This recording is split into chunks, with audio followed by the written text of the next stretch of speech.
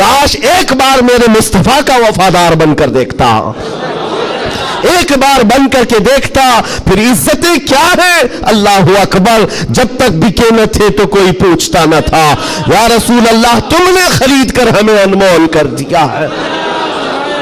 حضور کے قدموں میں جو عزت ہے وہ کہیں نہیں مل سکتی۔ تخت کے لیے، سکتے کے لیے جو لوگ اپنا مشن بھول گئے، اپنا دین بھول گئے، اپنا ضمیر بیچ لیے، میرے عزیزوں بہت بڑے گھاٹے میں ہیں، بہت بڑے گھاٹے میں ہیں۔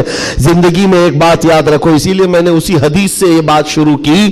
اللہ کے نبی فرماتے ہیں کفر کی طرف پلٹنے کو اتنا ناپسند کرتا ہو جتنا آگ میں ہاتھ ڈالنے کو ناپسند کرتا ہو، آگ میں ہاتھ ڈالنے کو ناپسند کرتا ہو، اتنا سخت و ناپسند کرتا ہو، تب جا کر کے اس کو ایمان کی لذت ملے گی، ایمان کی حلاوت ملے گی۔ آج اپنے بچوں کو بھی یہ نصیحت کرو، کفر کی آندھیاں چلی ہوئی ہیں، تمہارے بچوں کو اسکولوں میں کب کافر بنا دیا جاتا ہے پتہ ہی نہیں چلتا، کب تمہیں کون سے بھجن سکھائے جائیں، کون سے گیت سنائے جائیں جس کی وجہ سے بندہ کافر بن جاتا ہے، اسلام سے اس کا تعلق ہی ختم ہو جاتا ہے۔ اپنے بچوں کو اس بات کی تو تلقین کر کے جاؤ، بیٹا ہر چیز قربان کی جا سکتی ہے لیکن ایمان کا سودا نہیں ہوتا، ایمان کا سودا نہیں ہوتا۔ ایمان یہ اللہ تعالیٰ کی طرف سے دی ہوئی ایسی بڑی نعمت ہے، کروڑوں ہیں دنیا میں مگر مولا نے تمہیں چنا ہے دین اسلام کے لیے، اور اس میں بھی مسلمانوں میں بھی اللہ کا کتنا بڑا احسان ہے، ہزاروں فرقے ہیں لیکن عاشقوں میں تمہیں چنا گیا ہے۔ ہاں، حضور کی محبت کرنے والے سپاہیوں میں تمہارا نام آتا ہے۔ اپنے تو اپنے غیر بھی آج کہتے ہیں کہ سب سے زیادہ اپنے نبی کو پکارنے والی کوئی قوم ہے تو اہل سنت و جماعت ہے۔ کیوں نہیں ہے؟ کہاں سے یہ نعرے لگتے ہیں لبیک یا رسول اللہ؟ وہ گوفے سے نہیں نکلتے اور وہ چندہ خور مولویوں سے نہیں نکلتے جو انگریزوں کے پالے ہوئے ہیں، یہ نعرے لگتے ہیں تو بریلی کے تاجدار کے قدموں سے ہیں۔ جو وابستہ ہے عاشقوں کی جماعت ہے وہی سے۔ دنیا کو یہ اچھی طرح سے معلوم ہے اپنے نبی سے سب سے زیادہ وابستہ کوئی قوم ہے اس روئے زمین پر تو اہل سنت و جماعت ہے، اہل سنت و جماعت ہے۔ اس چیز کا سودا کبھی ہونے مت دینا ہے میرے عزیزو، اس چیز کا سودا ہونے مت دینا۔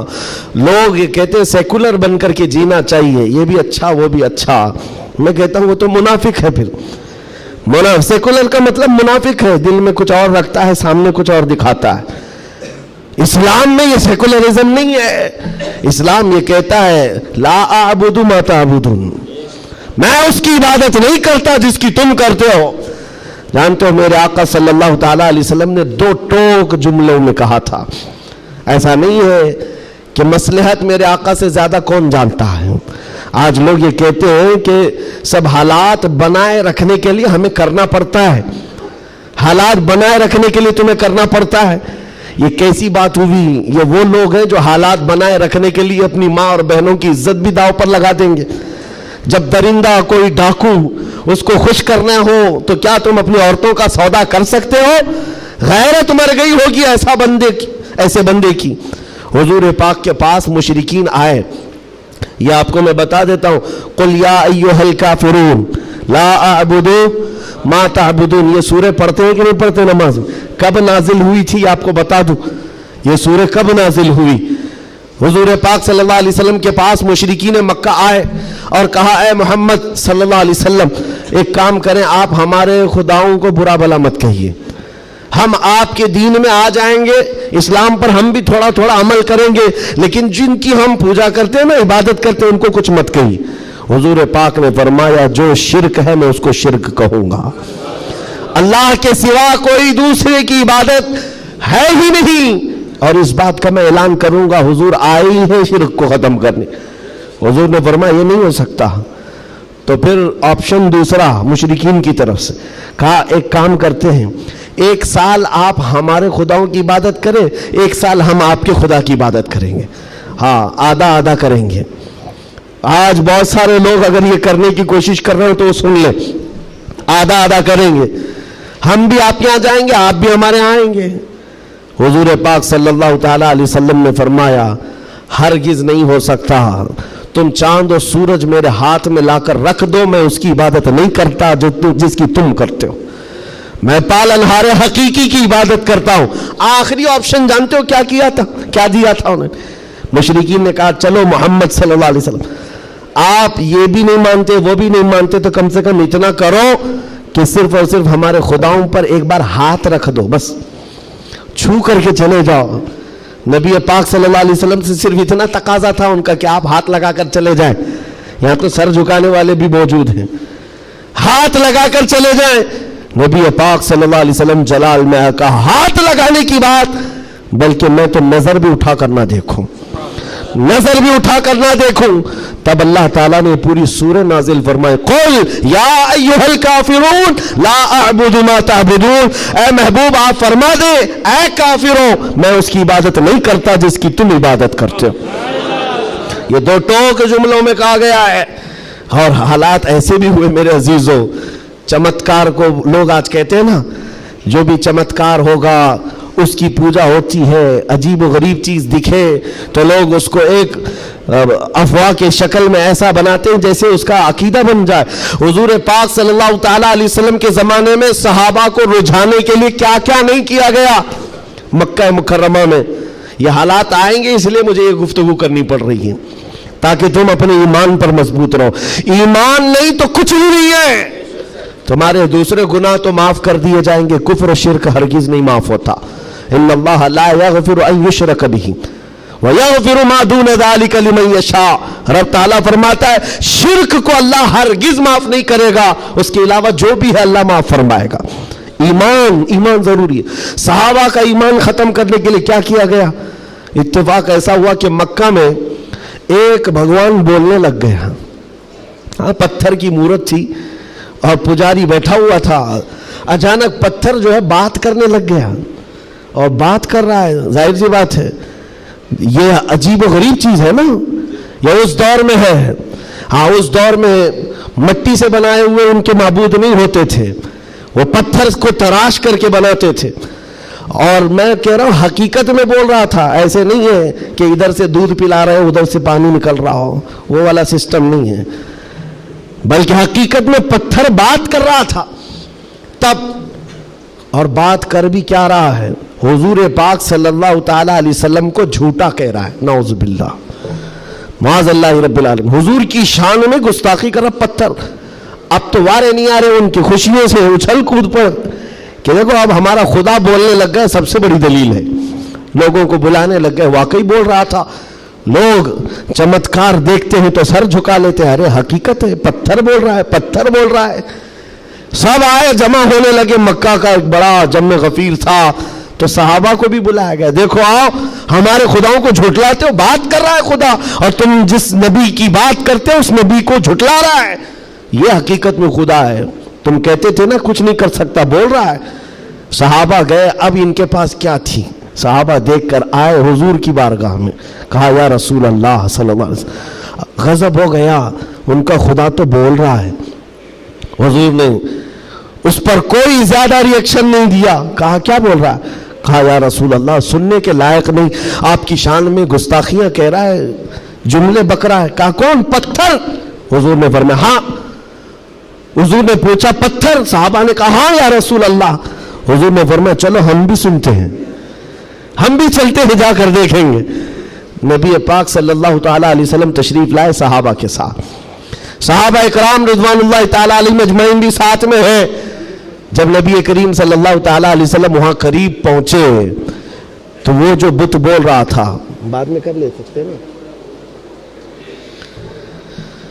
جب وہاں پر حضور اکرم صلی اللہ تعالیٰ علیہ وسلم پہنچتے ہیں تو دیکھا وہ بت خاموش ہو گیا، اب نہیں بول رہا ہے، چپ ہو گیا ہے۔ حضور آتے ہیں، پجاری سے پوچھتے ہیں، بہت اعلان کر رہے تھے، کہاں ہے؟ کیا بول رہا تھا؟ کہا بول تو رہا تھا، صبح سے بول رہا تھا، ابھی چپ ہو گیا۔ حضور پاک نے فرمایا میں بھی سننے کے لیے آیا ہوں۔ اب وہ پاؤں میں گر پڑا پجاری، کس کے؟ خدا کے۔ ارے ہمارے خدا بول تو دو ایک بار، جو صبح سے بول رہے تھے دوبارہ بولو، صبح سے بول رہے تھے دوبارہ بولو، کیونکہ اب ذلت تھی، اب چپ ہو گئے، اب نہیں بول رہا ہے۔ لوگ جو کھڑے تھے وہ بھی گواہی دے رہے، نہیں سچ میں بول رہا تھا، ہم نے بھی سنا، ہم نے بھی سنا۔ حضور پاک صلی اللہ تعالیٰ علیہ وسلم نے اس پجاری کو ہٹایا اور کہا ہٹو، میں پوچھتا ہوں کیا بول رہا تھا۔ حضور پاک صلی اللہ تعالیٰ علیہ وسلم قریب آئے، پتھر سے کہا کیا بول رہا تھا؟ بول۔ पत्थर बोलने लगा अशहदु अल्ला इलाहा इल्लल्लाह व अशहदु अन्ना मुहम्मदन अब्दुहु व रसूलुहु, गवाही देता हूं कि अल्लाह के सिवा कोई माबूद नहीं, गवाही देता हूं कि मोहम्मद अल्लाह के रसूल हैं सल्लल्लाहु अलैहि वसल्लम। मेरे आका ने फरमाया यही बोल रहा था। अब तो औंधे मुंह गिर गए नीचे, कहा ये नहीं बोल रहा था। लेकिन अब हुजूर पाक सल्लल्लाहु ताला अलैहि वसल्लम ने पूछा बताओ क्या इसकी इस बात पर ईमान लाते हो, जो ये कह रहा है इस पर ईमान लाते हो? पुजारियों ने ऐलान किया और वावेला मचा, नहीं मोहम्मद ने जादू कर दिया सल्लल्लाहु अलैहि वसल्लम, नाउज़ बिल्लाह। जब बात ना बन पड़े, कैसा खुदा है जिस पर भी जादू चलता है, खुदा के ऊपर भी जादू चल गया है तो फिर बाकी बचा क्या है? हुजूर पाक सल्लल्लाहु ताला अलैहि वसल्लम वापस तशरीफ लाए। ऐसा हो सकता है? अब आपको मैं बताता हूं हकीकत क्या है। अगर तुम्हारी जिंदगी में कभी कोई बोलने लग जाए तो ईमान से हाथ मत धोना। हाँ, कोई झाड़ भी बोलने लग जाए, दरख्त बोल ले, पत्थर बोलने लग जाए, तो तुम्हें पहले से मैं बता रहा हूं ईमान से हाथ मत धोना। हो सकता है ये चीजें हो। अब तो करंट का जमाना है, बैटरी लगा करके कुछ भी बोला जाए, लेकिन उस दौर की बात कर रहा हूं जब कोई बैटरी और सेल नहीं थी। अब तो गुड्डी गुड़िया भी बोलती है। उस दौर में क्या हुआ, क्या था, पत्थर बोला कैसे? नबी पाक सल्लल्लाहु ताला अलैहि वसल्लम वापस तशरीफ ले जा रहे थे, बीच रास्ते में मेरे आका खड़े हो गए। एक साहब आए जंगल की तरफ से, उनके हाथों में तलवार थी, खून था। नबी पाक सल्लल्लाहु अलैहि वसल्लम उनसे गुफ्तगू करते रहे, फिर वो अचानक गायब हो गए। पूछा साहबा ने कौन थे? हुजूर फरमाते हैं वो जिन्नात में से मेरे एक सहाबी हैं, जिन्नात में ईमान लाए हुए। हुजूर से पूछा साहबा ने क्या मामला है? कहा उस मेरे सहाबी ने खबर दी कि एक मुशरिक और काफिर जिन था जो पत्थर में जाकर के बोल रहा था, पत्थर में जाकर वो बोल रहा था, जिन की आवाज थी और काफिरों को लुभा रहा था, आपके खिलाफ बोल रहा था। और हमें ये खबर मिली, हम अपने मोहल्ले में बैठे थे, जिन्नात के भी मोहल्ले हैं, आबादियां हैं, सब हैं। वो जिन साहबी कहते मुझे खबर मिली कि एक गुस्ताख, एक काफिर पत्थर में घुसकर आपके खिलाफ बोल रहा है। उसी वक्त में तलवार लेकर के निकला और जिस वक्त आया तो इत्तेफाक था कि आप भी वहां पर तशरीफ लाए हुए थे। मैं उस आपके आने से पहले उसका कत्ल कर चुका था और जब आपने फरमाया पत्थर को बोल, क्या बोल रहा था, तब मैंने कहा था अशहदु अल्ला इलाहा इल्लल्लाह।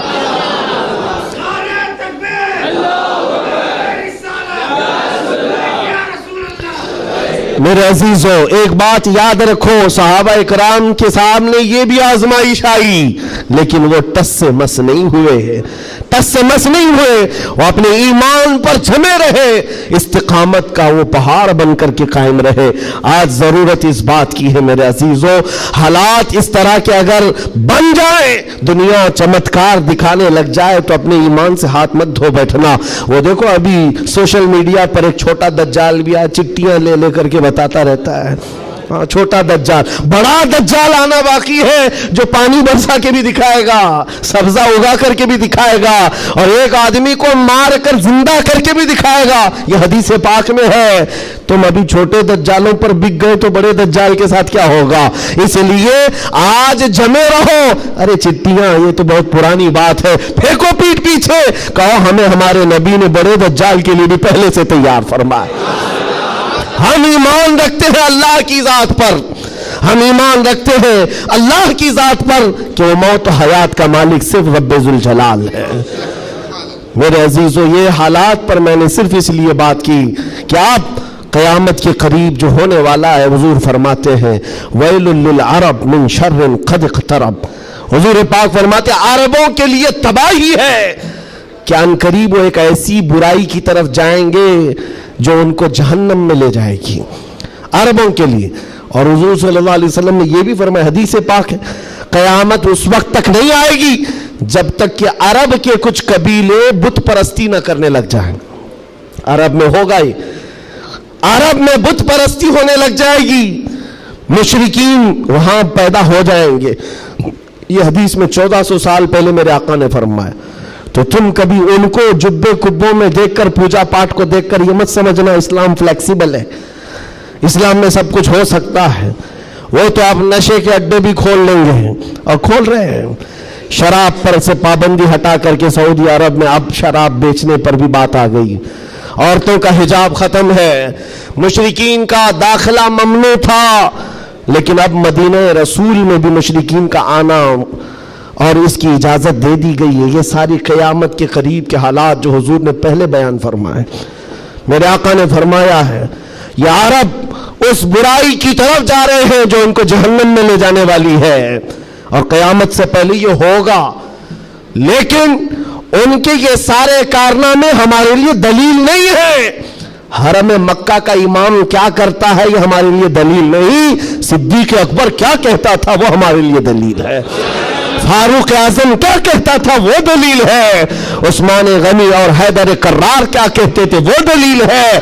یہ بکے ہوئے لوگ اگر منبر پر چڑھ گئے تو ان کے خد و خال دیکھ کر کے تم مت بگڑ جانا۔ یہاں سے حالات ایسے ہو سکتے ہیں خانہ کعبہ کے منبر پر کھڑے ہونے والا امام بھی اسرائیل کی فتح کے لیے دعا کر سکتا ہے، یہ ایمان بیچے ہوئے لوگ آ سکتے ہیں، اس لیے کہ یزید کا دور بھی آیا ہے، کرامتہ کا دور بھی آیا ہے، باطل قوتوں کا دور بھی آیا ہے جب انہوں نے کعبے کی امامت کی ہے، لیکن اہل سنت و جماعت ہمیشہ اس بات پر قائم رہے ہیں ان لوگوں سے ہمارا دین نہیں چلتا، اللہ اور اس کے رسول کی حقانیت اور قرآن سے ہمارا دین چلتا۔ اور ایک بات آخری، اسلام اپنا دفاع خود کرتا ہے، اسلام اپنا ڈیفینس خود کرتا ہے۔ کفار و مشرکین کو اگر یہ لگتا ہے کہ مسلمان سوئے ہوئے اسلام کا کچھ بھی کر لیں گے، یہ ناممکن ہے، پاسبل نہیں۔ ہم جیسے کروڑوں بھی سو گئے تب بھی اسلام قائم رہے گا۔ اسلام اپنا ڈیفنس خود کرتا ہے، کیوں؟ اس لیے کہ یہ انسانوں کا بنایا ہوا دین نہیں ہے، خلاق کائنات کا دین ہے۔ اور قرآن میں رب تعالیٰ نے فرمایا یریدون لیطفئوا نور اللہ بافواہہم، لوگ اپنے منہ کے پھونکوں سے اسلام کا چراغ بجھانا چاہتے ہیں اور اللہ اپنا چراغ مکمل کر کے رہے گا۔ وَلَوْ كَرِهَ الْكَافِرُونَ، اگرچہ کافر ناپسند کرے۔ اور ایک بات سن کر کے جائیں، میرے رب کا وعدہ ہے قرآن پاک میں، یہ دین اسلام پوری دنیا پر غالب آ کر رہے گا، آ کر رہے گا۔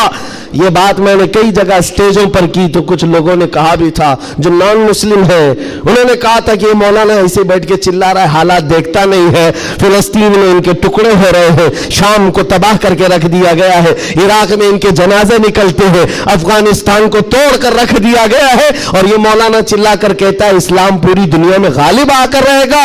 یہ اپنا محلہ نہیں بچا پاتے، پوری دنیا کی بات کرتے ہیں۔ ظالموں تمہیں خبر کیا ہے، اسلام زندہ ہوتا ہے ہر کربلا کے بعد۔ تاریخ یہ بتاتی ہے اگر اسلام کو ختم ہونا ہوتا رسول اللہ کے نواسی کی شہادت کے بعد ختم ہو جاتا، علی اصغر علی اکبر کی شہادت پر ختم ہوتا۔ جب رسول اللہ کے گھرانے کی شہادت پر اسلام نہیں رکا، ہمارے ہزاروں کے قتل پر کبھی اسلام نہیں رک سکتا۔ ایک غزہ، ایک فلسطین کیا، ہزاروں غزہ تم اس زمین پر قائم کر کے دکھا دو، تب بھی میرا چیلنج ہے، اسلام تھا، اسلام ہے اور اسلام رہے گا۔ اسلام تھا، اسلام ہے، اسلام رہے گا۔ نبی پاک صلی اللہ تعالیٰ علیہ وسلم کا لایا ہوا یہ وہ حسین شجر ہے جس کی جڑیں تحت الثری میں ہے اور جس کی شاخیں اوج ثریا پر ہے، اس کے پتے کو ہلانا بھی مشکل ہے۔ لوگ آج یہ سمجھ کر کے بیٹھے مسلمانوں کو مارنا اس کا مطلب اسلام ختم ہونا، ایسا نہیں ہے۔ مسلمانوں کا قتل اسلام کا قتل نہیں ہے، مسلمان اس کی حفاظت کے لیے نہیں ہے۔ میرے عزیزو، اللہ اس کی حفاظت فرما رہا ہے، اللہ اس کی حفاظت فرما رہا ہے، اور آپ سب کی ذمہ داری یہ ہے، آپ سب کی ذمہ داری ہے۔ ایک سوال کا جواب اور بھی، کسی کے ذہن میں یہ چیز آتا ہے، یہ سوال آتا ہے تو اس کے اطمینان کے لیے کہہ رہا ہوں، بار بار یہ کہتے ہیں اچھا آپ کا دین حق پر ہے، آپ کا خدا حق ہے، آپ کا رسول حق ہے، تو اتنے مارے کیوں جاتے ہیں تم لوگ؟ یہ سوال کرتے ہیں کچھ گیدڑ بھپکی لوگ، ایسے سوال کرتے ہیں کیوں تم لوگ سب جگہ مارے جاتے ہو؟ ان کو ایک ہی بات کہنا، میرے عزیز تجھے پتہ نہیں ہے ہم پروانے ہیں، مرنے کے لیے ہی پیدا ہوتے ہیں، परवाना किस काम के लिए होता है? शम्मा के इर्द गिर्द घूमता है और अपनी जान दे देता है, और अगर जान नहीं देता तो उसे परवाना भी नहीं कहा जाता। पूरे मुसलमान मुस्तफा करीम के परवाने हैं। तू शम्मे रिसालत है, आलम तेरा परवाना। तू शम्मे रिसालत है या रसूल अल्लाह, आलम तेरा परवाना। इसीलिए हमने ये कहा हुजूर पाक शम्मा है और उनके परवाने हैं। अगर ये मरते हैं, कटते हैं, तो इस ताज्जुब की बात नहीं है। परवाने का काम ही है अपनी जान देना, परवाने का काम ही जान देना। वक्त तो खत्म हो गया, ये जुमा का वक्त है। मैं किस लय में बह गया मुझे अंदाजा भी नहीं हुआ। दो सहाबा की बात कहता हूँ, अब्दुल्ला बिन जहश और साद इब्न अबी वक्कास। बात कर सकता हूँ? हाँ माशाअल्लाह, ये आपका इलाका है, यहाँ पर आने के लिए भी बड़ी मुश्किलात होगी उनके लिए। बहरहाल मेरे लिए नहीं मुश्किल है, जिनको रोकना है उनको मुश्किल है। दो सहाबा हैं, अब्दुल्ला बिन जहश और साद इब्न अबी वक्कास, बड़े गहरे यार थे, एक दूसरे के साथ बड़ी उनकी जमती थी। उहद के मैदान में जब हुजूर जा रहे थे, जंग के मैदान में, ये दोनों सहाबा बैठ करके दुआ कर रहे हैं। बस मैं इस पर ख़त्म कर दूंगा मेरे अजीज। दोनों साथी हैं, दुआ कर रहे हैं, मुसल्ला बिछाए।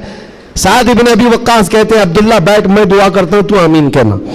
अब्दुल्ला बिन जहश कहते हैं, ठीक है, तेरी दुआ के बाद मैं दुआ करूंगा, तुम आमीन कहना। दूसरे दिन जंग है। साद इब्न अबी वक्कास दुआ करते हैं, अल्लाह कल तेरे रसूल के दीन की हिमायत के लिए मैं उतरूंगा, तेरे नबी के दीन की हिमायत के लिए उनकी सफ़ों में जाऊंगा।